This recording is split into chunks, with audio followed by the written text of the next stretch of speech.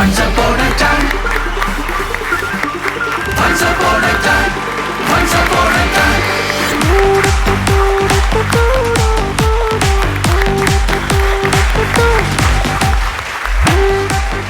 വിശേഷങ്ങൾക്ക് കാതോർക്കുവാനും നല്ല ചിരിക്കഥകൾ ആസ്വദിക്കുവാനുള്ള സമയമായിരിക്കുകയാണ് ഗൈസ്. നമ്മൾ സ്റ്റാർട്ട് ചെയ്യുന്നു. Let me welcome you all to Once Upon a Time Season 3 Startup for Stand-up, മലയാളത്തിലെ ആദ്യത്തെ standup comedy show. Once upon a time. Once upon a time. അങ്ങനെ വെറുതെ തമാശകൾ പറഞ്ഞിരിക്കുകയല്ല ഇവിടെ. ഇതിന്റെ സൈമൾട്ടേനിയസ്ലി വളരെ ടൈറ്റ് ആയിട്ടുള്ള ഒരു കോമ്പറ്റീഷനും ഇങ്ങനെ കൊണ്ടുപോയിക്കൊണ്ടിരിക്കുകയാണ്. കൈ നിറയെ സമ്മാനങ്ങൾ ലഭിക്കുന്ന കോമ്പറ്റീഷൻ. ഇവിടെ ലഭിക്കുന്ന സമ്മാനങ്ങൾ ഇവയൊക്കെയാണ്. ഒന്നാം സമ്മാനം 7 ലക്ഷം രൂപ സ്പോൺസർ ചെയ്തിരിക്കുന്നത് പ്രത്യേക പാരമ്പര്യ ആയുർവേദ ചികിത്സയുമായി എൽദോ വൈദ്യ സിംപിൾസ് ആയുർവേദ. ഇനി അലർജിയും ആസ്മയും ഒരു മാറാരോഗമല്ല. രണ്ടാം സമ്മാനം 5 ലക്ഷം രൂപയാണ്. ഈ സമ്മാനം സ്പോൺസർ ചെയ്തിരിക്കുന്നു ICCS college of engineering and management Thrissur. മൂന്നാം സമ്മാനമായ 3 ലക്ഷം രൂപ നൽകുന്നത് ചെയർമാൻ ചെയർസ്, സുന്ദരം സുദൃഢം സുഖകരം. നമ്മുടെ ഷോയുടെ മെന്ററും പ്രൊഡ്യൂസറും വെൽവിഷറും ഒക്കെ ആയ നമ്മുടെ സ്വന്തം രമേശ് ഏട്ടനെ സ്വാഗതം ചെയ്യുകയാണ്. Let's welcome Ramesh Pisharody.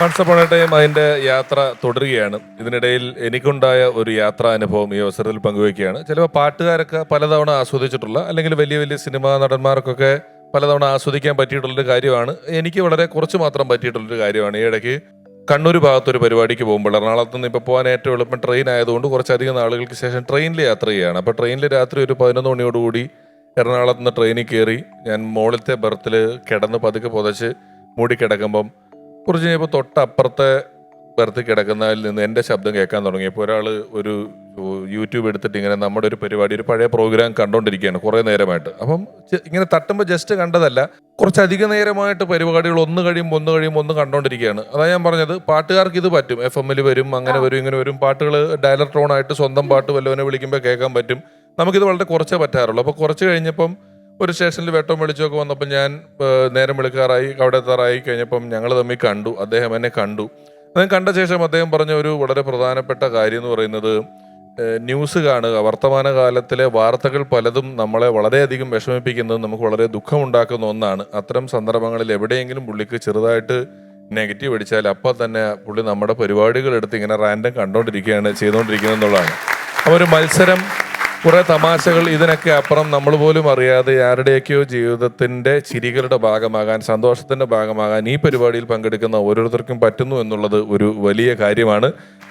ഇന്നത്തെ എപ്പിസോഡിലെ അതിഥിയെ ഞാൻ വിളിച്ചോട്ടെ ഡയാന?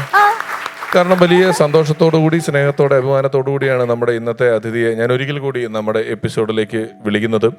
കാരണം അദ്ദേഹത്തിൻ്റെ ഒരു സാന്നിധ്യം, അദ്ദേഹം മലയാള സിനിമയിൽ വർഷങ്ങളായി നിലനിൽക്കുന്ന ഒരാളാണ്. മലയാള സിനിമയിൽ ഒരുപാട് മികച്ച കഥാപാത്രങ്ങൾ ചെയ്തിട്ടുള്ള ഒരാളാണ്. അദ്ദേഹം വന്ന ശേഷം ഞാൻ അദ്ദേഹത്തിൻ്റെ ഒരു വിശേഷണം കുറച്ചുകൂടെ പറയാനുണ്ട്. നമുക്ക് പറയാൻ ഒരുപാട് വിശേഷങ്ങൾ കൊണ്ട് മലയാളത്തിലൊരു സീനിയർ ആക്ടറാണ്. നർമ്മം പ്രധാനമായി കൈകാര്യം ചെയ്യുന്ന ഒരാളാണ്. എല്ലാ താരങ്ങളോടൊപ്പം, ഏറ്റവും പുതിയ താരങ്ങളോടൊപ്പം വരെ, ഏറ്റവും പഴയ താരങ്ങളോടൊപ്പം വരെ അഭിനയിച്ചിട്ടുള്ളൊരു നടനാണ്. ഏറെ സ്നേഹത്തോടെ, ബഹുമാനത്തോടെ നമ്മുടെ വൺസ് അപ്പോൺ എ ടൈമിൻ്റെ ഇന്നത്തെ എപ്പിസോഡിലേക്ക് ഹൃദയപൂർവ്വം സ്വാഗതം ചെയ്യുന്നു പ്രിയപ്പെട്ട കുഞ്ചേട്ടൻ.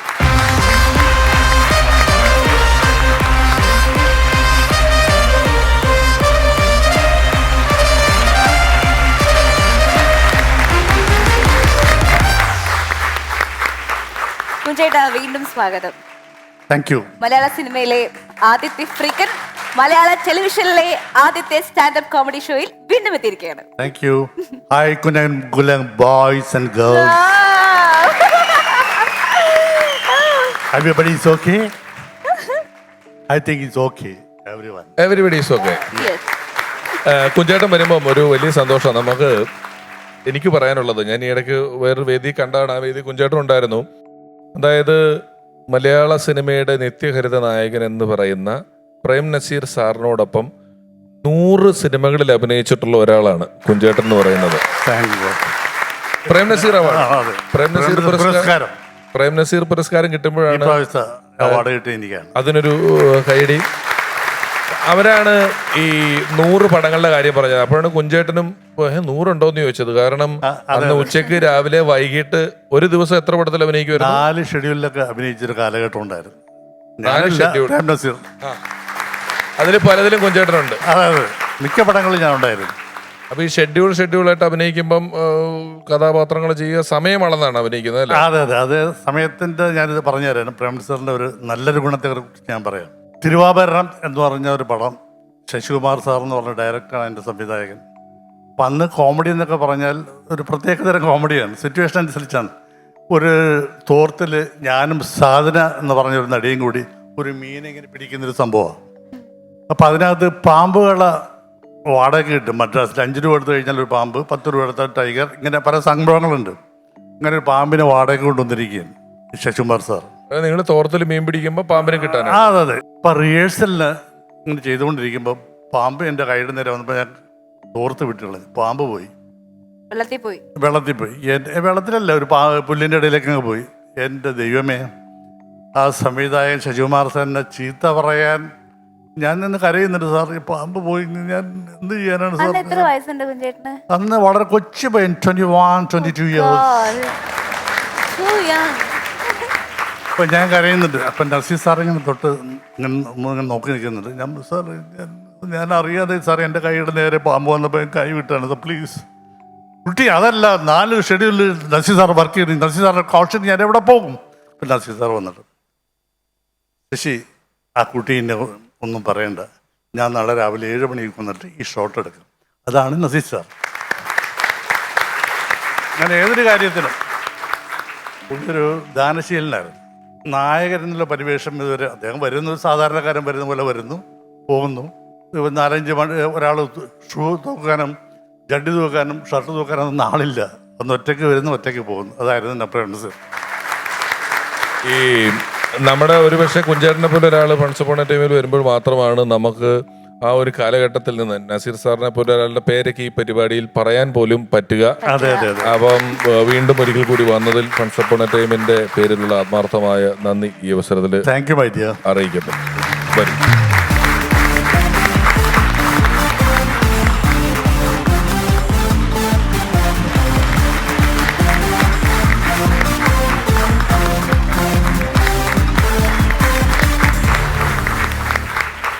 മത്സരാർത്ഥികളെ ക്ഷണിക്കുന്നു.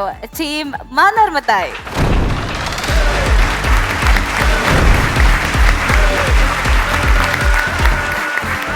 Team Ramji Rao.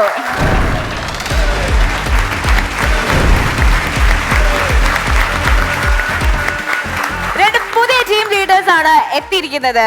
V have Nayana, Fiza. Hello Nayana, welcome. Hi. അപ്പൊ നയന വരുന്നത് കോട്ടയത്ത് നിന്ന്. നേഴ്സാണ്, മോഡലാണ്, OET ട്രെയിനറാണ്. OET ട്രെയിനറാണ്. അപ്പൊ വർക്ക് ചെയ്യുന്നുണ്ടോ ഇപ്പോ? നേഴ്സായിട്ട് വർക്ക് ചെയ്യുന്നില്ല, ഞാൻ ഓൺലൈൻ OET പഠിപ്പിച്ചു പോകുന്നു, പിന്നെ മോഡലിംഗും ചെയ്യുന്നു. പഠിപ്പിക്കലേക്ക് തിരുന്നതിന് മുന്നേ നഴ്സായിട്ട് വർക്ക് ചെയ്തിട്ടുണ്ടായിരുന്നു. Okay okay okay. പിന്നെ OET ട്രെയിനിങ് എന്ന് വെച്ചാൽ എന്താ സംഭവം? OET ട്രെയിനിങ് എന്ന് പറഞ്ഞിട്ടുണ്ടെങ്കിൽ ഒക്യുപേഷണൽ ഇംഗ്ലീഷ് ടെസ്റ്റ്, അതായത് നേഴ്സസ്, ഡോക്ടേഴ്സ് അങ്ങനെയുള്ളവർക്കൊക്കെ വേണ്ടിയിട്ട് അബ്രോഡ് പോകാനായിട്ടുള്ളൊരു എക്സാമിനേഷൻ, ലൈക്ക് IELTS പോലെ തന്നെ. അതെ അതെ. നേഴ്സിംഗ് ഒരുപാട് മിസ് ചെയ്യുന്നുണ്ട്. അപ്പൊ എന്തായാലും ശേഷം തിരികെ പോവാലോ? പോകാം, പക്ഷേ മോഡലിംഗും ഒരേപോലെ എനിക്ക് കൊണ്ടുപോകേണ്ട ആവശ്യമുള്ളത് കൊണ്ട് തൽക്കാലത്തേക്ക് സിനിമയിലാണെങ്കിൽ ഡബിൾ റോൾ ചെയ്യേണ്ട ക്യാരക്ടർ ഇത്. എന്നാലും ഇത്രയും പണി എല്ലാം കൂടെ ചെയ്ത് തീരാൻ പറ്റുള്ളൂ. അമ്മയുണ്ട്, നേഴ്സുണ്ട്, മോഡലിംഗ് ഉണ്ട്, ട്രെയിനിങ് ഉണ്ട്, അതിന്റെ കൂട്ടത്തിൽ ഫണ്ട്സ് പോണ ടൈമിൽ വരണം. എനിക്ക് 2 പേര് ചെയ്യാനുള്ള അത്രയും പണി എടുക്കുന്നുണ്ട് അല്ലേ? ജീവിക്കണ്ടേ?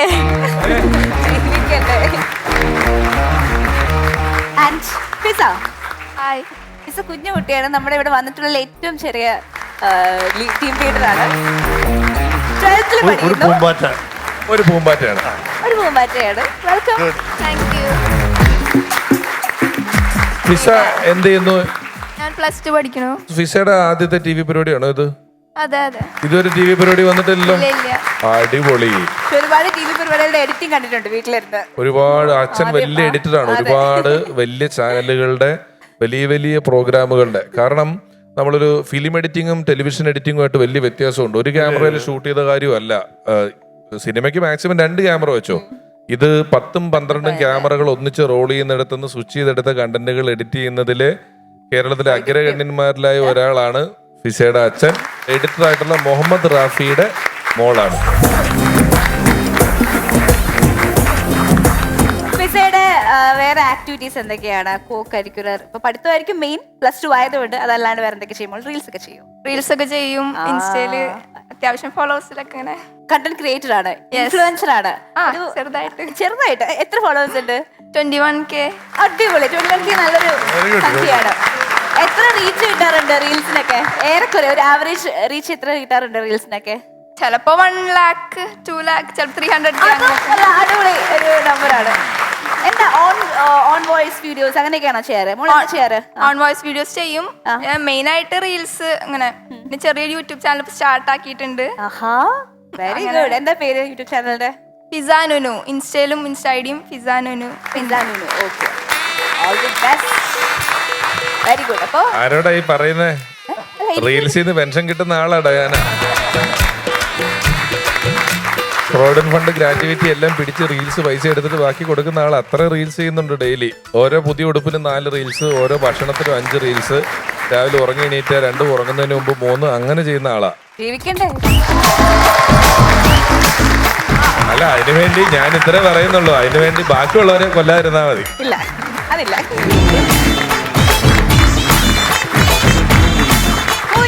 ആദ്യത്തെ ചോദ്യം.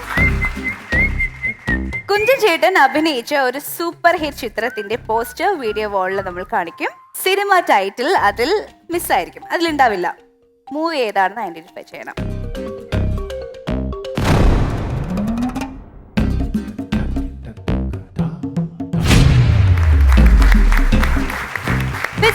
ഉത്തരം പറയൂ. Mumbai police. Mumbai police correct അല്ലേ? മുംബൈ പോലീസ്. അതിന് 1 പോയിന്റ് കിട്ടിയിരിക്കുന്നു. രണ്ടാമത്തെ ചോദ്യം. കുഞ്ചൻ ചേട്ടൻ അവതരിപ്പിച്ച ഒരു പ്രശസ്തമായ കഥാപാത്രത്തിന്റെ ഫോട്ടോ വീഡിയോ വാളിൽ കാണിക്കും. ആ സിനിമയുടെ നിർമ്മാതാവ് ആരെന്ന് ഐഡന്റിഫൈ ചെയ്യണം. നോക്കാം നമുക്ക്.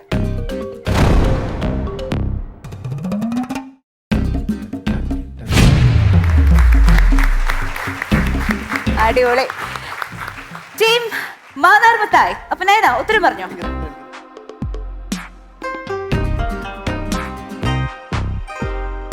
മണിയമ്പിള്ള രാജ്. യെസ്.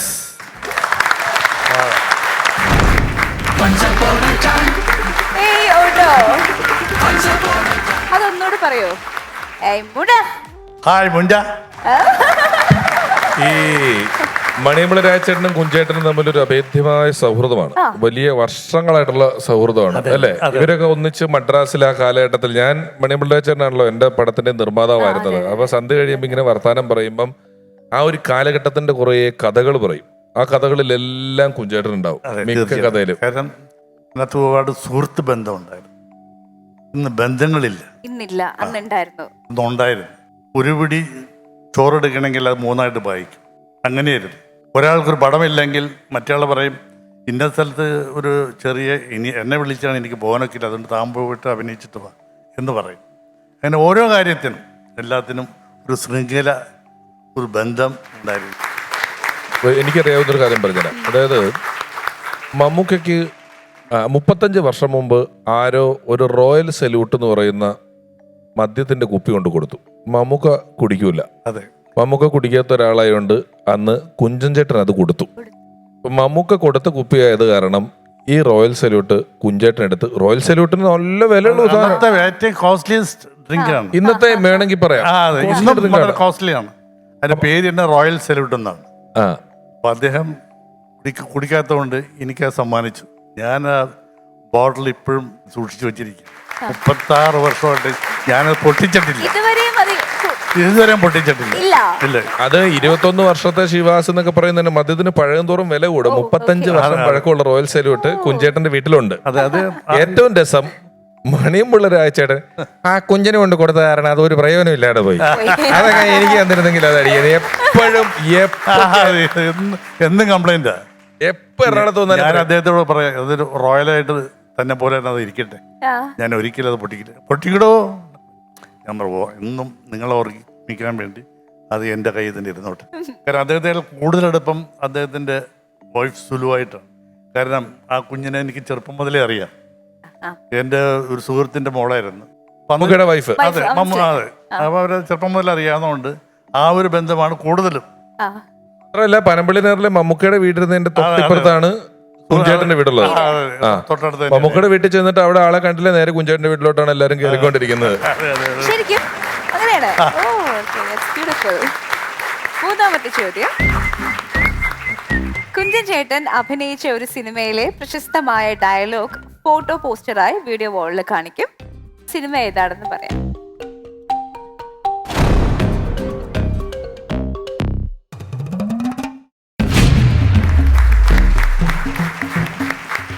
നയന, ഉത്തരം പറയൂ. Kottayam Kunjachan. Kottayam correct. Without any doubt നമുക്ക് പറയാം. Once upon a time, എന്ന് വിളിക്കുന്ന എക്സ്പ്രഷൻ ആണ്. ശരിക്കും കുട്ടിയപ്പൻ എന്നുള്ള ക്യാരക്ടർ. കുട്ടിയപ്പനെയും പിന്നെ എ ഓട്ടയിലെ ക്യാരക്ടറെയും ആരാണ് സ്റ്റൈൽ ചെയ്തത്? അല്ല, നമുക്ക് കിട്ടുന്ന കഥാപാത്രം ചിലപ്പം നമ്മുടെ കയ്യിൽ സംവിധായകൻ പറയും, എങ്കിലും നമ്മുടേതായിട്ട് ഒരു ശൈലി ഒരു ഉണ്ടാവും. കോൺട്രിബ്യൂഷൻ അതെ, കോൺട്രിബ്യൂഷൻ ഉണ്ടാവും. അതെ അതെ ഉണ്ടായിരുന്നു അല്ലേ? അതെ അതെ. ഇഷ്ടപ്പെട്ടു എന്ന് ചോദിച്ചാൽ ഇഷ്ടപ്പെട്ടു. എനിക്കറിയാം വിവരവും വിദ്യാഭ്യാസത്തിലും ഒരു കുട്ടി ഇഷ്ടപ്പെട്ടു, ഇഷ്ടപ്പെടും, അതും എനിക്കറിയാം. അപ്പോ ഈ റൗണ്ട് കഴിയുമ്പോഴത്തേക്കും ഇവിടെ 2 പോയിന്റ് സ്കോർ ചെയ്തുകൊണ്ട് ലീഡ് ചെയ്യുന്നത് ടീം മാന്നാർ മത്തയാണ്. അവിടുന്ന് ആരാ ഇങ്ങോട്ട് വരുന്നേ? ഞങ്ങളുടെ ടീമിൽ നിന്ന് കോട്ടിടാൻ പോകുന്നത് ഞങ്ങളുടെ ചക്കരക്കുടമായ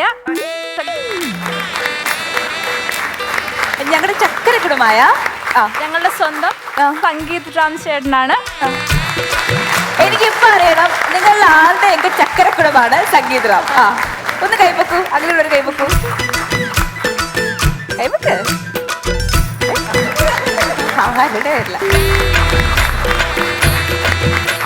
ഇല്ല, നല്ലൊരു വിശേഷണം കൊടുത്തു അല്ലെ? സ്നേഹത്തോടെ സ്വാഗതം ചെയ്യുവാണ്. സ്നേഹം ഉള്ളതുകൊണ്ടല്ലേ? അതെ അതെ, തീർച്ചയായിട്ടും അങ്ങനെ തന്നെയാണ്. ഓക്കെ, അപ്പോ സ്നേഹപൂർവ്വം ക്ഷണിക്കുന്നു ചക്കരക്കുട്ടൻ സംഗീത് റാം.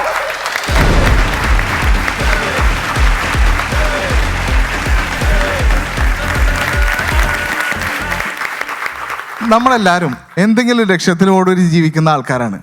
ഇനി ഒരു ലക്ഷ്യമില്ലാത്ത ഒരാളാണെങ്കിൽ കൂടി ഒരു ലോട്ടറി എടുത്ത് കുറച്ച് ലക്ഷങ്ങൾ ഉണ്ടാക്കാൻ നോക്കും. എന്നെ പോലെ എൻ്റെ പേര് സംഗീതം എന്നാണെങ്കിലും നാട്ടിൽ ചില ആൾക്കാർ എന്നെ സൈക്കോ സംഗീതം എന്നാണ് വിളിക്കാറ്. ഈ വിളിക്കുന്നത് എന്തിനാണെന്ന് ഈ കുരങ്ങന്മാർക്കും അറിയില്ല, എനിക്കും അറിയില്ല എന്നുള്ളതാണ് പ്രധാന പ്രശ്നം. ഞാൻ എങ്ങനെയാണ് ലോട്ടറി എടുക്കുന്നത് വെച്ചാൽ, ഈ ലോട്ടറി എടുത്ത് കിട്ടുന്ന പൈസ വെച്ച് ഇതെല്ലാം സ്വരുക്കൂട്ടിയിട്ട് അക്ഷയ തൃതീക്ക് സ്വർണം വാങ്ങി അതിൻ്റെ ഒരു വൈബിൽ കോടികൾ ഉണ്ടാക്കുക എന്നുള്ള ലക്ഷ്യത്തോടെയാണ് ജീവിക്കുന്നത്. പക്ഷെ ദൈവം സഹായിച്ച് എനിക്കൊരു ലോട്ടറി അടിക്കുന്നുമില്ല. ഞാൻ കടം വാങ്ങിച്ച എല്ലാവരും ഡെയിലി വന്ന് എന്നെ അടിച്ചിട്ട് പോവുകയും ചെയ്യും. അവസാനം ഞാൻ ഒരു ജോലിക്ക് പോവാൻ തീരുമാനിച്ചു. അവിടെ ചെന്നപ്പോൾ HR പറഞ്ഞു, നിങ്ങൾ എന്തുകൊണ്ടാണ് ഈ ജോലിക്ക് വരാൻ തീരുമാനിച്ചത്? അതെനിക്ക് ഇഷ്ടപ്പെട്ടില്ല. ഞാൻ പറഞ്ഞു, കാശില്ല, അതുകൊണ്ട് തന്നെ. അപ്പം അത് അവർക്ക് ഇഷ്ടപ്പെട്ടില്ല. അപ്പം അവരെന്നോട് ചോദിക്കുകയാണ്, നിങ്ങൾക്ക് എന്തെങ്കിലും സ്കില്ലുണ്ടോ? ഞാൻ പറഞ്ഞു, സ്കില്ലുണ്ട്. ഞാൻ ഒച്ചയില്ലാതെ മുറുക്ക് തിന്നും, ബെല്ലടിക്കാത്ത സൈക്കിൾ ചവിട്ടും. അതും അവർക്ക് ഇഷ്ടപ്പെട്ടില്ല. അപ്പോൾ അവർ പറഞ്ഞു, നിങ്ങളിവിടെ സെക്യൂരിറ്റി ജോലിക്കാണ് വിളിച്ചത്, മുറുക്ക് തിന്നാനല്ല. സെക്യൂരിറ്റി ജോലിക്ക് പറ്റിയ എന്തെങ്കിലും നിങ്ങൾക്ക് സ്കില്ലുണ്ടോ? അപ്പം ഞാൻ പറഞ്ഞു, ഞാൻ ഏത് ഉറക്കത്തിലും പെട്ടെന്ന് ഞെട്ടി ഉണരും, അതെനിക്ക് ചെറുപ്പം മുതലേ ഉള്ള ഒരു സ്കില്ലാണ്. ഇതോടുകൂടി അവർ പറഞ്ഞു, നിങ്ങൾ ഇങ്ങോട്ട് കയറി വന്നത് ലിഫ്റ്റിലല്ലേ, താഴെ പോകുമ്പോൾ നടന്നിറങ്ങി പോയാൽ മതി. ഞാനുണ്ടല്ലോ എൻ്റെ ജീവിതത്തിൽ എപ്പോഴും അനുഭവിക്കുന്ന 2 സന്ദർഭങ്ങളാണ്. ഇത് ഞാൻ ഒരിക്കലും ചെയ്യരുതായിരുന്നു, മറ്റൊന്ന് ഇത് ഞാൻ കുറച്ച് നേരത്തെ ചെയ്താൽ മതിയായിരുന്നു. ഞാൻ ജോലിക്ക് പോകുമ്പോൾ എൻ്റെ നാട്ടിലുള്ള ചില ആൾക്കാർ പറയാറുണ്ട്, ഇവൻ ജോലിക്ക് പോയിട്ടൊന്നും ഒരു കാര്യമില്ല, ഇവൻ്റെ സ്വഭാവം അനുസരിച്ച് ഇവൻ ജോലിക്ക് തേടി നടന്ന് ഇവൻ പെൻഷനാവും എന്ന്. എൻ്റെ നാട്ടിൽ ചില ആൾക്കാർ അങ്ങനെയാണ്, ഒന്നും പറഞ്ഞിട്ട് കാര്യമില്ല. അവസാനം എനിക്കൊരു ജോലി കിട്ടി. ഞാൻ ചെറിയ കുട്ടിയായിരുന്ന കാലത്ത് വിചാരിക്കാറുണ്ട് കേട്ടോ, വലുതാകുമ്പോൾ ഒരു സ്വിമ്മിംഗ് പൂളുള്ള വീടൊക്കെ പണിയണമെന്ന്. പക്ഷെ വലുതായപ്പോൾ എനിക്ക് മനസ്സിലായി, എൻ്റെ കാശിന് സ്വിമ്മിംഗ് പൂള് പോയിട്ട് കക്കൂസ് കുഴി കുത്താൻ പോലും എനിക്ക് പറ്റില്ല. അത് അവസാനം ജോലിക്ക് പോകുന്നത് തന്നെ ഒരു ജോലിയായിട്ടാണ് എനിക്ക് തോന്നുന്നത്. നമ്മുടെ നാട്ടിൽ 10 പൈസ ചെലവില്ലാതെ കിട്ടുന്നതും 10 പൈസ ചെലവുണ്ടായിട്ട് വെറുതെ കിട്ടിയാലും വേണ്ടാത്തതുമായ ഒന്നാണ് ഈ ഉപദേശം. ഞാനുണ്ടല്ലോ ഒരു ദിവസം നാട്ടിലൂടെ ഇങ്ങനെ നടന്നു പോയിക്കൊണ്ടിരിക്കുമ്പോൾ എൻ്റെ അവിടുത്തെ ഒരു പൗരപ്രമാണി പറഞ്ഞു, നീ ഇപ്പം മറ്റേ കോമഡി പരിപാടിക്കൊന്നും പോകുന്നില്ലേ TV-യിൽ? ഞാൻ പറഞ്ഞു പോകുന്നുണ്ട്, അടുത്ത മാസം പോകുന്നുണ്ട്. അല്ല ഞാൻ കാണുന്നൊന്നുമില്ല, വെറുതെ ചോദിച്ചെന്നേ ഉള്ളൂ. എന്നിട്ട് എന്നോട് പറയാണ് ഒരു ഉപദേശം, എടാ നീയേ നാട്ടുകാർക്ക് ഉപകാരമുള്ള എന്തെങ്കിലും ചെയ്യ്, വെറുതെ ഇങ്ങനെ കോമഡി കളിച്ച് ആൾക്കാരെ കൊണ്ട് ചിരിപ്പിക്കാൻ. അയ്യയ്യേ. അപ്പം ഞാൻ പറഞ്ഞു ഇപ്പോൾ വേണമെങ്കിൽ ഞാൻ നാട്ടുകാർക്ക് ഉപകാരമുള്ള ഒരു കാര്യം ചെയ്യാം. ആ പുള്ളി എക്സൈറ്റ് ആയി, അതെന്താ അതൊന്ന് ചെയ്ത് കാണിക്കേ. അപ്പം ഞാൻ പറഞ്ഞു ചേട്ടൻ്റെ സിബ് ഇട്ടിട്ടില്ല, അത് ഇട്ട് കഴിഞ്ഞാൽ നാട്ടുകാർക്ക് ഉപകാരമുള്ള കാര്യമായിരിക്കും. എന്നെ ഉപദേശിക്കുന്ന ഇങ്ങേര് രാത്രി വെള്ളമടിച്ച് വീട്ടിലേക്ക് പോകുന്നതേ 3 അരിക്കൊമ്പന് പോകാൻ പറ്റുന്ന വഴിയിലൂടെ പുള്ളിക്ക് ഒറ്റയ്ക്ക് പോകാൻ പറ്റാണ്ട് 2 ആളുടെ തോളി തൂങ്ങിയിട്ടാണ്. എൻ്റെ ഒരു അങ്കിളുണ്ട്, പുള്ളി ആരെയും ഉപദേശിക്കില്ല. ഞാൻ കാരണം ചോദിച്ചു. അപ്പോൾ പുള്ളിക്കാരൻ പറഞ്ഞത് അങ്കിളിനോട് തന്നെ അസൂയ തോന്നുന്നത് എന്താന്ന് വെച്ചാൽ വേറൊരാള് അങ്കിളിനെ കണ്ട് അസൂയ തോന്നുന്ന വിധത്തിൽ ഒരു ക്വാളിറ്റിയും അങ്കിളിനില്ല എന്നുള്ളതാണ്. അങ്ങനെ എങ്ങനെ കടം വീട്ടാം എന്ന് ആലോചിച്ചിരിക്കുമ്പോഴാണ് എൻ്റെ ഉള്ളിൽ പ്ലാൻ മാറിയത്. ഞാനൊരു റെസ്റ്റോറൻറ്റ് തുടങ്ങാമെന്ന് വിചാരിച്ചു. പക്ഷെ കടമുറി എടുക്കാൻ എൻ്റെ കയ്യിൽ കാശില്ലാത്തതുകൊണ്ട് ഞാൻ അമ്മയെ കാണാനായിട്ട് ലക്ഷ്യത്തോടു കൂടി പോയി. അപ്പോൾ അമ്മ അവിടെ ഇരിക്കുന്നുണ്ട്. ഞാൻ അപ്പോഴാണ് ഒരു സംഭവം മനസ്സിലാക്കിയത്, എൻ്റെ അമ്മയ്ക്ക് ഇത്രയും ക്ഷമയുള്ള ഒരാളാണെന്ന്. ഞാൻ നോക്കുമ്പോൾ തലേന്ന് രാത്രി കണ്ട സീരിയൽ അതേ ഫ്ലോയിൽ ഇപ്പോഴും ഇരുന്ന് കണ്ടുകൊണ്ടിരിക്കുക. ഈ ഗ്യാപ്പിൽ ഞാൻ അമ്മയോട് പറഞ്ഞു, അമ്മ എനിക്ക് ഒരു 30,000 രൂപയുടെ എന്ന് കേൾക്കുമ്പോഴേക്കും അമ്മ TV ഓഫ് ചെയ്ത് വിട്ടു. അപ്പോൾ ഞാൻ കുറച്ചു നേരം വെയിറ്റ് ചെയ്തിട്ട് ഞാൻ പറഞ്ഞു, അമ്മ പൈസ തന്നില്ലെങ്കിൽ കുഴപ്പമില്ല, സാരമില്ല, ആ മാല ഊരി തന്നാലെങ്കിലും മതി. മാല ഊരി തന്നാ പറഞ്ഞു, അമ്മ നിനക്ക് മാല ഊരി തരണോണ്ട് കുഴപ്പമുണ്ടായിട്ടല്ല, നിനക്ക് മാല ഊരി തന്നാ ആ മാല സെമിത്തേരിയിലേക്ക് ഡെഡ് ബോഡി പോയ പോലെ പിന്നെ തിരിച്ചു വരലുണ്ടാവില്ല എന്ന്. എന്നിട്ട് ഞാൻ കരഞ്ഞ് കാല് പിടിച്ച് മാല വാങ്ങിച്ചെടുത്തു. അവസാനം ഞാൻ റെസ്റ്റോറൻറ്റ് തുടങ്ങി. അപ്പോൾ റെസ്റ്റോറൻറ്റിന് നല്ലൊരു ക്യാപ്ഷൻ വേണമല്ലോ, ഒരു പരസ്യം. അപ്പോൾ ഞാൻ ഇങ്ങനെ ഇട്ടു, സദ്യ ഉണ്ണണമെങ്കിൽ ഓണം വരെ കാത്തിരിക്കണ്ട. പക്ഷേ എൻ്റെ സദ്യ ഉണ്ടാക്കാൻ വന്ന ബംഗാളിയുടെ കൈപ്പുണ്യം കാരണം ഞാൻ ഓണത്തിന് മുമ്പേ ഷട്ടർ ഇട്ടു. ഇതിൽ നിന്നും നമുക്ക് എന്ത് മനസ്സിലാക്കാം? നമ്മുടെ ലക്ഷ്യത്തോട് അടുക്കും തോറും ഒന്നെങ്കിൽ നമ്മുടെ വായിൽ നൊര വരും, അല്ലെങ്കിൽ തലയിൽ നര വരും. Thank you. അങ്ങനെ ഒരു എലിമിനേഷൻ കടമ്പ മറികടന്ന് തിരിച്ചു വന്നിരിക്കുന്ന സംഗീതനെയാണ് നമ്മൾ ഈ ഫ്ലോറിൽ കണ്ടത്. സംഗീത ചോദിക്കട്ടെ, രമേശ് ചേട്ടാ. സംഗീതം നല്ല രസമുണ്ടായിരുന്നു, സംഗീതന്റെ കേട്ടോ, നല്ല രസമുള്ളതായിരുന്നു. പിന്നെ ചില വളരെ കൺഫ്യൂഷൻ ഉണ്ടാക്കുന്നതും രസമുള്ളതുമായിട്ടുള്ള പ്രയോഗങ്ങളുണ്ടായിരുന്നു. എല്ലാവർക്കും എന്നോട് അസൂയ തോന്നാനുള്ളൊരു കാരണം എന്താണെന്ന് വെച്ചാൽ അസൂയപ്പെടാനുള്ള ഒന്നും എനിക്കില്ല എന്നുള്ളതാണെന്നൊക്കെ പറയുന്ന സൈസ് ചില പ്രയോഗങ്ങളൊക്കെ നല്ല രസമുള്ള പ്രയോഗങ്ങളുണ്ടായിരുന്നു. ഓണത്തിന് മുമ്പ് ഷട്ടർ ഇട്ടതും കഥകളും ഒക്കെ നല്ലതായിരുന്നു, അങ്ങേയായിട്ട് കുറെ രസമുണ്ടായിരുന്നു. പക്ഷെ സംഗീതത്തിന്റെ പതിവ് ഒരു ഈസിനെസ് ഉണ്ടല്ലോ പറയുന്നതിനകത്തുള്ള, ആ ഒരു ഈസിനെസ് ഇല്ലാതെ സംഗീത് വളരെ ഓരോ തമാശ വിൽക്കാൻ വന്ന ആളെ പോലെ, നമ്മൾ ഡയറക്റ്റ് മാർക്കറ്റിങ്ങിന് വന്ന ഒരാൾ ഒരു സാധനം പറഞ്ഞു, ഈ പ്രൊഡക്റ്റ് നിങ്ങൾ എടുത്താൽ ഇതിന് ഇന്ന ക്വാളിറ്റീസ് ഉണ്ട് എന്നൊക്കെ പറയുന്നത് പോലെയുള്ള ഒരു കച്ചവടം ഉണ്ടായിരുന്നു തമാശയുടെ. അങ്ങനെ എനിക്ക് ചെറുതായിട്ട് തോന്നി പറഞ്ഞ പരസ്യമുള്ള. സാധാരണ സംഗീതം വളരെ ഈസി ആയിട്ട് കാര്യങ്ങൾ പറഞ്ഞു പോകുന്ന ഒരാളാണ്. ഇത്തവണ അത്ര ഈസി ആയിട്ടല്ല പറഞ്ഞെന്ന് തോന്നി. എന്നാലും പ്രകടനങ്ങൾ വളരെ നന്നായിരുന്നു കേട്ടോ. കുഴപ്പമൊന്നുമില്ല, നന്നായിരുന്നു. നൊര വന്നോ പദ വന്നോ? ഓക്കെ, എനിവേ നന്നായിരുന്നു. Thank you sir. നന്നായിരുന്നു എന്ന് പറഞ്ഞു അല്ലേ? മാർക്സ് അറിയാം ഇങ്ങനെയൊക്കെ. രമേശ് ചേട്ടാ marks 42. 43. Thank you sir. Total 85, 85 out of 100.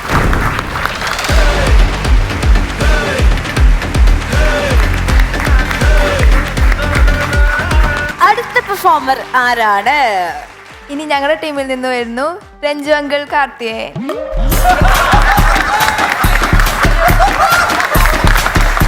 Ranju uncle Karthikeyan.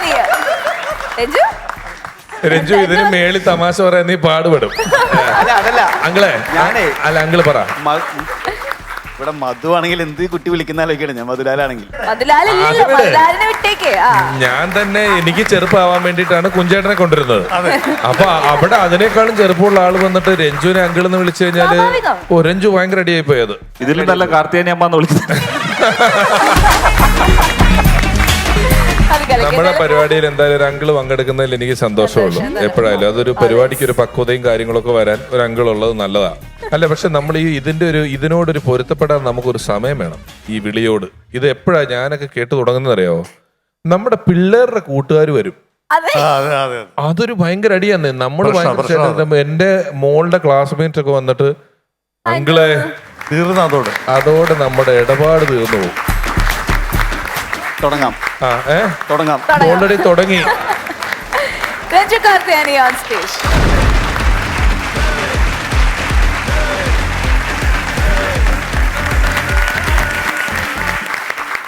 ജീവിതത്തിൽ രണ്ട് തരത്തിലുള്ള ആൾക്കാരുണ്ട്. കാര്യങ്ങളെ വളരെ പ്രൊഫഷണലായിട്ട് കാണുന്നവരും അതുപോലെ തന്നെ പ്രൊഫഷണലായിട്ട് കാണാത്തവരും. ഈ പ്രൊഫഷണലായിട്ട് കാണുന്നവർ ഭയങ്കര സിസ്റ്റമാറ്റിക് ആയിരിക്കും. അവർ കാലത്ത് 5 മണിക്ക് എണിക്കും, 6 മണി വരെ എക്സസൈസ് ചെയ്യും, 6:30 കുളിക്കും, 6:31 കൃത്യം 6:31 2 തുള്ളി മൂത്രമൊഴിക്കും.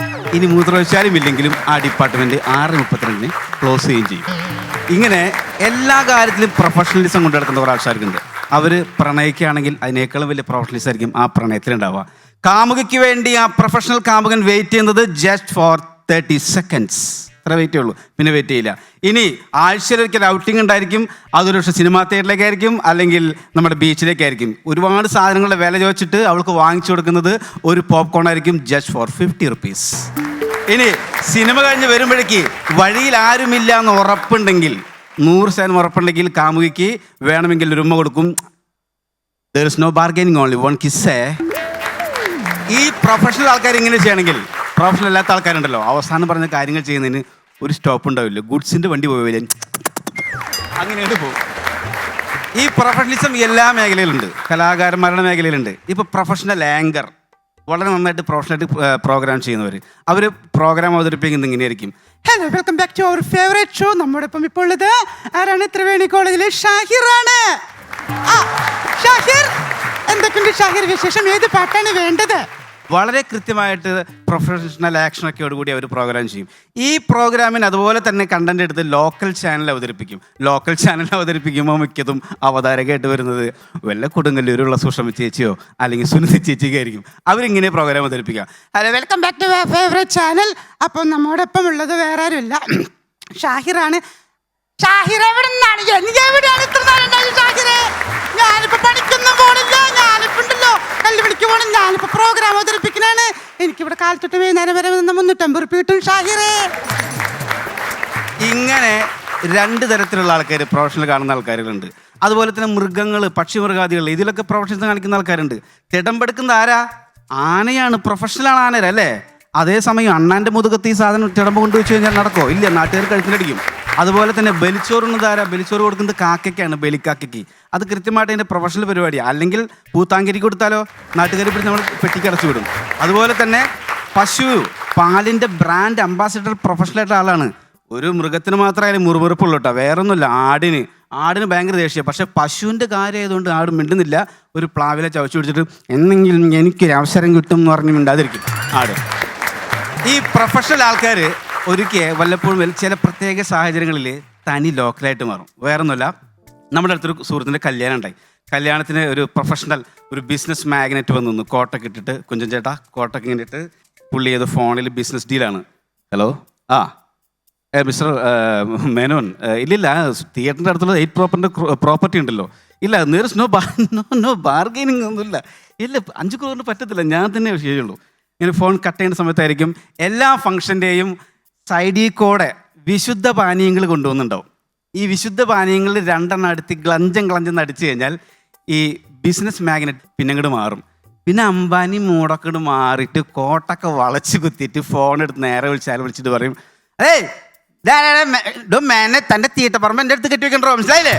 ഞാൻ അഭ്യാസർക്കരുത്, മനസ്സിലായില്ലേ? അഭ്യാസർക്കരുത്, എൻ്റെ അടുത്ത് കളിക്കാൻ നിൽക്കരുത്. തൻ്റെ സ്ഥലക്കച്ചവടം കണ്ടിട്ടല്ല ഞാൻ സ്ഥലക്കച്ചവടം. ഈ രമേശൻ. അപ്പോൾ ഈ പ്രൊഫഷണലായിട്ട് ഡീൽ ചെയ്യുന്ന ആൾക്കാരുടെ ഒരു കുപ്പീരെ പുറത്തൊക്കെ ആയിരിക്കും ഈ സാധനങ്ങൾ മാറുക. ഇനി ചില ആൾക്കാരുണ്ട് പ്രൊഫഷണലായിട്ട് പണി ചെയ്യുന്ന ആൾക്കാരുകൾ. എൻ്റെ പാപ്പൻ്റെ പറമ്പിൽ ഇളയച്ചൻ്റെ പറമ്പിൽ കുറച്ച് മരങ്ങളുണ്ടായിരുന്നു. അപ്പോൾ മരങ്ങൾ കട്ട് ചെയ്യാൻ വേണ്ടി കുറച്ച് പ്രൊഫഷണലായിട്ടുള്ള കുറച്ച് മരം വെട്ടുകാരെ കൊണ്ടുപോകും. അപ്പോൾ ഞാൻ കാലത്ത് എണീറ്റ് നോക്കുമ്പോൾ ദുബായ് ലേബർ ക്യാമ്പിൽ നിന്നൊക്കെ വരുന്ന കുറേ പോലെ എന്താ പറയുക, പാൻറ്റും ഷർട്ടൊക്കെ ഒരുപോലെ ഇട്ട കുറച്ച് ആൾക്കാർ 5 പേര് നിരന്ന് നിൽക്കാം മരം വെട്ടാനായിട്ട്. അവരതിൽ കട്ടറുണ്ട്, അവരതിൽ മറ്റേ ടൂൾസ് ഉണ്ട്, മറ്റേ പേപ്പറുണ്ട്, സാധനങ്ങൾ കംപ്ലീറ്റ് ഉണ്ട്. പേപ്പറിലൊക്കെ മരം വെട്ടിയിട്ടാണ് കയറാൻ നോക്കുന്നത്. അപ്പോൾ ഞാൻ അവരെ നോക്കിയപ്പോൾ അതിൻ്റെ നടുക്കിൽ യോദ്ധ സിനിമയിൽ മോഹൻലാലിനെ കരാട്ട പഠിപ്പിച്ചുള്ള ഒരു ആശാനുണ്ട്. ആശാന് കൃത്യമായിട്ട് കാര്യങ്ങൾ പറഞ്ഞു കൊടുത്തു. മുകളിലേക്ക് അവർ കയറി, മരത്തിൻ്റെ മുകളിൽ കയറി ടാപ്പ് എടുത്ത് അളവ് വെച്ചു. മരം ഈ ഏത് മരങ്ങളാണ് വെട്ടാൻ പോകുന്നറിയോ? ഒരു ബബിൾസ് നാരങ്ങ മരം, 2 മുരിങ്ങ മരം. ഇത് വെട്ടാനാണ് പാപ്പൻ 3 ഈ ഗടാഗടിമാരെ കൊണ്ടുപോകുന്നത്. അങ്ങനെ മുകളിൽ കയറി മരം വെട്ടുന്ന സമയത്ത് കൃത്യമായിട്ട് അളവെടുത്തു. ഈ ആശാൻ, പ്രൊഫഷണൽ ആശാൻ, മരം വെട്ടി നേരെ താഴത്തേക്ക് വീണു. ആദ്യം ആശാൻ വീണു, അതിനുശേഷം 2 ബബിൾസ് നാരങ്ങ ആശാൻ്റെ ഞഞ്ഞങ്കൂട്ടിലേക്ക് നോക്കി ഒറ്റ വീഴ്ച വീണു. ആശാൻ എപ്പോഴാണ് പിള്ളേരോട് പറയുന്നത് ഇരിക്കുന്ന കൊമ്പ് വെട്ടരുതെന്ന്. അപ്പോൾ ചില പ്രൊഫഷണൽ ടീമുകൾ അങ്ങനെയാണ്, ചില കാര്യങ്ങളൊക്കെ മറന്നു. ഞാൻ ഈ കൊറോണ സമയത്ത് കൽപ്പണിക്ക് പോയി, വേറൊന്നുമില്ല, ഒരു പണിയില്ലാണ്ടായപ്പോൾ ഞാൻ കൽപ്പണിക്ക് പോയി. അപ്പോൾ അവിടെ ഒരു പ്രൊഫഷണൽ ആയിട്ടുള്ള ആളുണ്ട്, ഈ കൽപ്പണിയുടെ മെയിൻ ലീഡർ, നമ്മുടെ മോഹനേട്ടൻ എന്ന് പറയും. ആ മോഹനേട്ടനോട് ഞാൻ പറഞ്ഞു, മോഹനേട്ടൻ എനിക്ക് പണിയൊന്നും അറിയില്ല, ഞാനിങ്ങനെ വന്നിട്ടുള്ളൂ എന്ന് പറഞ്ഞു. അപ്പോൾ ആളെന്നെ കട്ടപ്പ ബാഹുബലിയെ ചേർത്ത് നിർത്തുന്ന പോലെ പറഞ്ഞു, മോനെ പേടിക്കണ്ടാ, എല്ലാം കണ്ടും കേട്ടും പഠിച്ചാമെന്ന് പറഞ്ഞു.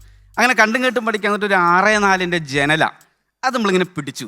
8 പേരിങ്ങനെ പിടിച്ചിട്ട് ഇങ്ങനെ കൊണ്ടുവന്ന് അരപ്പക്കം വരെ പണിയായിട്ടുണ്ട്. അതിൻ്റെ മുകളിൽ വെക്കണ സമയത്ത് ഈ മോഹനേട്ടൻ വന്നിട്ട് പറയണേ, മാറ് എന്തിട്ടത് 6x4 ജനല പിടിക്കണേ 5-8 പേര് ആണോ പിടിക്കുക. ഇങ്ങനെ പിടിച്ച് ജനല മോഹനേട്ടന് വേറെ 2 പേരും കൂടി ഇങ്ങനെ പിടിച്ചു. അപ്പം ഇങ്ങനെ പിടിച്ചിട്ട് കൊണ്ട് വെച്ച് നേരെ ഈ മതിലിൻ്റെ മുകളിൽ വെക്കണ നേരത്ത് ഞാൻ ആരോ പ്ലൈവുഡ് കട്ട് ചെയ്യുന്നുണ്ടല്ലോ എന്ന് നോക്കിയപ്പോൾ പ്ലൈവുഡ് കട്ട് ചെയ്യുന്നില്ല, പുള്ളിക്കാരൻ മുണ്ടിൻ്റെ മേലെ വെച്ചു 6x4 കട്ട്ള. ഞാൻ പറഞ്ഞു, അയ്യോ മോഹനേട്ടൻ്റെ മുണ്ട് അതിൻ്റെ അടിയിൽ. ഇപ്പം മോഹനേട്ടൻ പറയാം, മുണ്ട് മാത്രമല്ല മണകുളഞ്ചാന്ന് പറഞ്ഞ് മോഹനേട്ടനെ ഉടയാത്ത വിഗ്രഹം നേരെ കസേരയിൽ കൊണ്ട് പ്രതിഷ്ഠിച്ചു. പിറ്റേ ദിവസം എൻ്റെ മുതലാളി വന്ന് ചോദിച്ചു, അല്ല മോഹനം വന്നില്ലേ പണിക്കൊന്ന് ചേച്ചി പറയാം, മോഹനേട്ടൻ വന്നില്ല, എന്തേ? ഒരു പനിയുണ്ടെന്ന് മോഹനേട്ടന്. പനി മാത്രമല്ല കുളിരുണ്ടെന്ന് മോഹനേട്ടൻ. അപ്പോൾ ഇങ്ങനെയുള്ള പ്രൊഫഷണൽ ആൾക്കാരുടെ കൂടെ അമേച്ചറായിട്ടുള്ള എന്നെപ്പോലുള്ള ആൾക്കാരെ കൊണ്ട് ചേർന്ന് കഴിഞ്ഞാൽ പണി നടക്കില്ല, വേറെ കുഴപ്പമൊന്നുമില്ല. പക്ഷെ ചില ആൾക്കാരുണ്ട് കേട്ടോ, നമ്മളെക്കാളൊക്കെ വലിയമാരാ, അവർ പ്രൊഫഷണലിൻ്റെ ഡബിൾ പ്രൊഫഷണലാണ്. അതുകൊണ്ടാണ് വ്യാജ പ്രൊഫൈലൊക്കെ ഉണ്ടാക്കി ഫേസ്ബുക്കിൽ അക്കൗണ്ടൊക്കെ എൻ്റെ പടക്ക് വെച്ചിട്ട് പ്രൊഫഷണലായിട്ട് തെണ്ടുന്നത്, 1000 രൂപയ്ക്ക് തരൂ എന്ന് പറഞ്ഞു. അപ്പോൾ ഒരു കാര്യം ഓർത്താൽ മതി, പ്രൊഫഷണൽ ആയാലും കുഴപ്പമില്ല, ഒരുപാട് പ്രൊഫഷണൽ ആയി കഴിഞ്ഞാൽ സൂക്ഷിച്ചാൽ ദുഃഖിക്കണ്ട. Thank you. Ranju uncle Karthiyani, ഇല്ല അങ്ങനെ ഞാൻ വിളിക്കില്ല കേട്ടോ, രഞ്ജു കാർത്തിയാനി, നമ്മുടെ രഞ്ജു. ആ തമാശേട്ടാ, രഞ്ജു നല്ല രസമുള്ള പ്രകടനമായിരുന്നു രഞ്ജുവിന്റെ. Thank you. ഈ പ്രൊഫഷണലും അൺപ്രൊഫഷണലുമായ കുറേ കാര്യങ്ങൾ അതിനകത്ത് പറഞ്ഞിട്ടുണ്ടായിരുന്നു. ചിലതൊക്കെ എനിക്ക് ആന വളരെ പ്രൊഫഷണലി തിടമ്പെടുക്കുന്ന ഒരു ജീവിയാണ്. പക്ഷെ നമ്മൾ അണ്ണാന്റെ പുറത്ത് കൊണ്ട് തിടമ്പ് വെച്ചാൽ എന്ന് പറയുമ്പോൾ നമ്മൾ ഇതിനകത്ത് പങ്കില്ലാത്തൊരു പരിപാടിയാണ്. ശരിക്കും ആനയാണ് അതിന്റെ പ്രൊഫഷണൽസം കാണിക്കുന്നത്. അങ്ങനത്തെ ചില ഉപമകൾ മാത്രം എനിക്ക് എന്തോ പോലെ തോന്നി. പക്ഷേ ബാക്കിയുള്ള ഏരിയകളിൽ വളരെ രസമുള്ള, അത് കൊണ്ട് കെട്ടാറാവുമ്പോഴത്തേക്ക് നല്ല രസമായിട്ട് കൊണ്ടുപോകാൻ പറ്റി. ചില അനുഭവങ്ങൾ ഇപ്പോൾ പറഞ്ഞല്ലോ, ചില ആൾക്കാർ വളരെ പ്രൊഫഷണലായിട്ട് നിന്നിട്ട് 2 അടിച്ചു കഴിഞ്ഞാൽ ഇവരുടെ സ്വഭാവം മാറുന്നുള്ളത്. അത് രമേശന്റെ സിനിമയ്ക്കകത്തുണ്ട്. ഗാനേന്ദ്രവനിൽ ദേവേട്ടൻ ചെയ്തിട്ടുണ്ട്. അയ്യോ അതിഗംഭീരമായിട്ട് ചെയ്തൊരു സീനാണത്. അത് മാത്രമല്ല, അത് തന്നെ ഞാനൊരിടത്ത് പരിപാടിക്ക് പോയപ്പോൾ ഒരു ഹൈ എൻഡ് ക്ലബ്ബാണ്. ഹൈ എൻഡ് ക്ലബ്ബ് എന്ന് പറഞ്ഞാൽ എല്ലാവരും വളരെ ഡീസൻ്റ് ആയിട്ടും അങ്ങനെ ഇങ്ങനെയൊക്കെ ഇരിക്കുന്നു. 1-2 പേര് ഞാൻ എപ്പിസോഡിൻ്റെ തുടക്കത്തിൽ പറഞ്ഞതുപോലെ വന്നിട്ട് പറഞ്ഞു, നമുക്ക് ഇങ്ങനെയുള്ള നമ്മളൊക്കെ വലിയ പ്രൊഫഷണൽസ് ആണ്, എല്ലാ ദിവസവും ജോലിയുടെ തിരക്കും കാര്യങ്ങളൊക്കെ ഉണ്ട്, ഇയർലി 2 or 3 times ഇതുപോലത്തെ വലിയ ഫംഗ്ഷനൊക്കെ വരുമ്പോഴാണ് നമ്മൾ ജസ്റ്റ് ഒന്ന് റിലാക്സ് ചെയ്യുക എന്നൊക്കെ പറഞ്ഞ് നമ്മുടെ പരിപാടിയൊക്കെ കണ്ടു. അപ്പോൾ എൻ്റെ പ്രകടനമൊക്കെ കഴിഞ്ഞ ശേഷം സ്റ്റേജിൻ്റെ ബാക്കിൽ ഇവർ 4-5 ആൾക്കാർ വന്നു. തുടക്കത്തിൽ കണ്ട ആൾക്കാർ അവരപ്പോഴത്തേക്കൊരു 4 എണ്ണം ഇത് അടിച്ചിട്ടുണ്ട്. അപ്പം നമ്മളാണെങ്കിലും വളരെ എക്സിക്യൂട്ടീവ് പരിപാടികളായതുകൊണ്ട് ആവശ്യമില്ലാത്ത ഒന്നും ഞാനും പറഞ്ഞിട്ടില്ല. അങ്ങനെ നിൽക്കുമ്പോൾ ഇവർ വന്ന് എൻ്റെ ചുറ്റും നിൽക്കുന്നു, ഞാൻ നടുക്ക് നിൽക്കുന്നു. രമേശ്, നമ്മൾ പ്രോഗ്രാം വാസ് എക്സലൻ്റ്, അപ്പം തമാശകൾ എന്തെങ്കിലുമൊക്കെ പറയൂ, നമ്മൾക്ക് ഈ ഒരു ദിവസമല്ലേ റിലാക്സ് ചെയ്യാനുള്ളൂ എന്നൊക്കെ പറഞ്ഞ് ഞാൻ പറഞ്ഞു, അങ്ങനെ വട്ടം കൂടി നിന്ന് തമാശ പറയാൻ പറഞ്ഞാൽ ഞാനിപ്പോൾ എന്ത് പറയാനാ, നിങ്ങൾക്കൊക്കെ എന്തെങ്കിലുമൊക്കെ കാണുമല്ലോ, എന്തെങ്കിലുമൊക്കെ പറയൂ, ഞങ്ങൾ അതിനു വേണ്ടി വെയിറ്റ് ചെയ്യാണ് എന്നൊക്കെ പറഞ്ഞപ്പോൾ ഞാൻ പറഞ്ഞില്ല, ഞാൻ എന്ത് പറയാനാണ് എന്നൊക്കെ ഇങ്ങനെ പറഞ്ഞു തന്നപ്പം അങ്ങനെയാണെങ്കിൽ ഒരു കാര്യം ചെയ്യും, നമ്മുടെ ആസ്ഥാന ആളല്ലേ ജോൺസൺ സാർ ഒരു പാട്ട് പാടൂ എന്ന് പറയുമ്പം, അങ്ങനെയാണെങ്കിൽ രമേശ് ഒന്നും വിചാരിക്കരുത്, ഞങ്ങളിങ്ങനെ കൂടുമ്പോൾ ഞങ്ങൾ ഇങ്ങനെയൊക്കെയാണ് റിലാക്സ് ചെയ്യുന്നത്. ഞാൻ സിംഗറൊന്നും അല്ല, എങ്കിലും എല്ലാവർക്കും എൻജോയ് ചെയ്യാൻ വേണ്ടി ഞാനൊരു പാട്ട് പാടുകയാണ്. താനാരോ താനാരോ താനാന്ന് പറഞ്ഞിട്ട് ഒരു തെറിപ്പാട്ട് തുടങ്ങിയിട്ടുണ്ടല്ലോ അവിടെ നിന്നിട്ട്. അത്രയും നേരം നിന്ന ആള് നിന്ന് ബാക്കി എല്ലാരും കൂടെ എനിക്ക് ചുറ്റും നിന്ന് തെറിപ്പാട്ട് പാട്. പരിപാടി ഗംഭീരമായി കേട്ടോ. കുഞ്ചേട്ടാ, ഓരോ ക്യാരക്ടേഴ്സും നിങ്ങൾ കാണിച്ചതിൽ വളരെ ജെന്യൂനായിട്ട് നമ്മൾ സ്ഥിരം കാണുന്ന സംഭവങ്ങളാണ്. വെള്ളം അടിച്ചു കഴിഞ്ഞാൽ പിന്നെ എക്സ്പെഷ്യലി മുണ്ട് വളരെ ഇഷ്ടപ്പെട്ട ആ ഭാഗം നന്നായിരുന്നു. ഒരു വെറൈറ്റി ഉണ്ടായിരുന്നു. പിന്നെ നിങ്ങളുടെ കഴിവനുസരിച്ച് നിങ്ങൾ സ്റ്റൈലായിട്ട് ചെയ്തു. Thank you. കുഞ്ഞുചേട്ടാ, സിദ്ദീഖ് ലാൽ അവരുടെ ആദ്യത്തെ പടമായിരുന്നു രാംജി റാവു സ്പീക്കിംഗ്. ആ ഇവരുമായിട്ട് മുൻപരിചയം, ഫ്രണ്ട്ഷിപ്പ് അങ്ങനെ ഉണ്ടായിരുന്നോ? അതോ ഇല്ല, ആ പടത്തിലേക്ക് ഇല്ല, അങ്ങനെയൊന്നുമില്ല. കാരണം എൻ്റെ വീടിൻ്റെ മുൻപിലായിരുന്നു, ഞാൻ പൻപടി നഗറാണ് താമസിക്കുന്നത്. എൻ്റെ വീടിൻ്റെ മുൻപിലായിരുന്നു 1-2 ഷോട്ടൊക്കെ എടുക്കാനായിട്ട് പോയി. അവരുടെ കോസ്റ്റ്യൂംസും കാര്യങ്ങളൊക്കെ എൻ്റെ കാർ ഷെഡിൽ വെച്ചിട്ട് പോയി. അങ്ങനെ അവർ തമ്മിലൊരു പരിചയപ്പെട്ടു. അങ്ങനെയാണ് ആ പടത്തിൽ ഞാൻ കയറി പറ്റിയത്. ഓ, മാർക്സ് അറിയാം? അറിയാം. രഞ്ജു 43. യാ 44. Thank you. 87 87 100-87 മാർക്സ് കിട്ടിയിരിക്കുകയാണ് രഞ്ജു.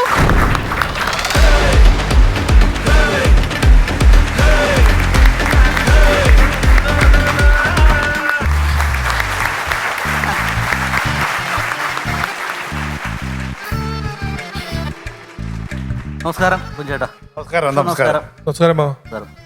കുഞ്ചേട്ടാ, ഓ, കുറച്ച് നല്ല കാര്യങ്ങൾ പറയണം. പറയാലോ. അത് നിങ്ങൾ നല്ല കാര്യങ്ങൾ ചെയ്യും, സ്വന്തമായിട്ട് നല്ല നല്ല കാര്യങ്ങൾ ചെയ്യും. ഇപ്പം ഞാൻ പറഞ്ഞതുകൊണ്ട് കാര്യമില്ലല്ലോ.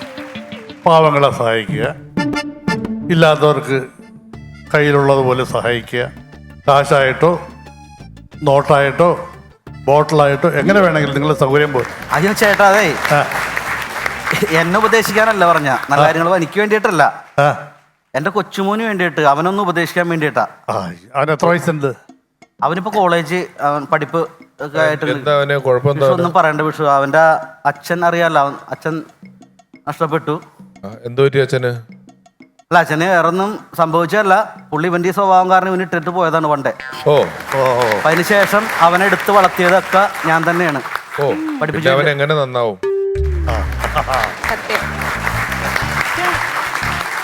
അപ്പോൾ അവനെടുത്ത് വളർത്തുകയും പിന്നെ അവനെ വലിയൊരാളാക്കണമെന്നുള്ള മോഹത്തിൽ ഞാൻ അവനെ പഠിപ്പിച്ച് വലിയ ആളാക്കാൻ ഞാൻ ലോൺ എടുത്ത് സൊസൈറ്റിയിൽ നിന്ന് ഒരു 25 ലക്ഷം. ഷോ. ഓ ആ, വളരെ കുറച്ച്. ഉന്നത പഠനത്തിന് വേണ്ടിയിട്ട് അവിടെ ബാംഗ്ലൂർ കൊണ്ടുവന്നവനാക്കി. ഇവൻ അവിടെ വേറെ മോശം കൂട്ടുകെട്ടിലൊക്കെ പോയിട്ട് പറയാമല്ല, കഞ്ചാവും മറ്റുള്ള കേസൊക്കെ ആയിട്ട് അവൻ നശിഞ്ഞ് കൊണ്ടിരിക്കുകയാണ് ഇപ്പോൾ. അപ്പോൾ ഞാൻ കുറച്ച് ദിവസം വേണമെങ്കിൽ കുഞ്ചേട്ടൻ്റെ വീട്ടിൽ അവനെ പറഞ്ഞുവിടാം. ഈ കഞ്ചാവ്- ഞാനും കഞ്ചാവോ? ഈ ക്രൈം ചെയ്യുന്ന എന്നെ കൂടെ ചെയ്താക്കാനാ? മാത്രമല്ല, പിന്നെ വിഷു ഒരു ദിവസം ഞാൻ നോക്കുമ്പോൾ അവൻ ഈ പറഞ്ഞു, മോളെ അവൻ ഈ സ്റ്റാമ്പിൻ്റെ കേസ് പറഞ്ഞു. അപ്പോൾ ഞാൻ സ്റ്റാമ്പ് ഒട്ടിച്ചു കൊടുക്കാൻ വേണ്ടിയിട്ട് അവൻ്റെ സ്റ്റാമ്പ് എടുത്തിട്ട് ഞാൻ പശ കുറവാണെന്നൊരു നാക്കിൽ തൊട്ടിട്ട് ഒട്ടിക്കാൻ നോക്കിയതാ. 3 ദിവസം എനിക്ക് ഉറക്കൊണ്ടാൻ പറ്റിയില്ല, കാരണം ഉറങ്ങിപ്പോയി ഞാൻ. വേറെ ഏതൊക്കെയോ ലോകത്തായിരുന്നു. മറ്റേതായിരിക്കും അത്. ആ എന്തായിരുന്നത്? എന്തായിരുന്നു? മറ്റേ സ്റ്റാമ്പ്, പോസ്റ്റൽ സ്റ്റാമ്പ് ആയിരിക്കും. അതാണ് സംഭവം. അങ്ങനെയുള്ള സ്വഭാവമൊക്കെയാണ് അവൻ്റെ. അമ്മാവ, അത് ഇപ്പൊ കുഞ്ചേട്ടനെ പോലെ ഒരാളുടെ വീട്ടിൽ നമുക്ക് അങ്ങനെ ഒരാളെ കൊണ്ടാക്കാനോ നന്നാക്കാനോ ഒന്നും പറ്റില്ല. ഒന്ന് പറഞ്ഞു കൊടുക്കും.